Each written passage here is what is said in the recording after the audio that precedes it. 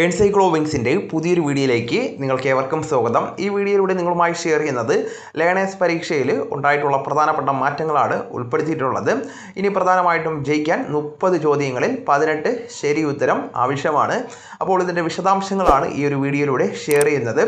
നമ്മുടെ വീഡിയോസ് ആദ്യമായി കാണുന്ന സുഹൃത്തുക്കളാണെങ്കിൽ ആദ്യമേ തന്നെ ചാനൽ ഒന്ന് സബ്സ്ക്രൈബ് ചെയ്യുക. അപ്പോൾ നമുക്ക് വിശദാംശങ്ങളിലേക്ക് കടക്കാം.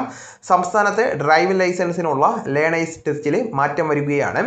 ചോദ്യങ്ങളുടെ എണ്ണം 20-ൽ നിന്ന് 30 ഉയർത്തുന്നതാണ്. 18 ഉത്തരങ്ങൾ ശരിയായാൽ മാത്രമേ ഇനി ലേണേഴ്സ് ടെസ്റ്റ് വിജയിക്കുകയുള്ളൂ. റോഡ് നിയമങ്ങളെക്കുറിച്ച് കൂടുതൽ അറിവുണ്ടാക്കുക എന്നത് ലക്ഷ്യമിട്ടുകൊണ്ടാണ് കൂടുതൽ ചോദ്യങ്ങൾ ഉൾക്കൊള്ളിച്ചുകൊണ്ടുള്ള മോട്ടോർ വാഹന വകുപ്പിൻ്റെ നടപടി ഉണ്ടായിരിക്കുന്നത്.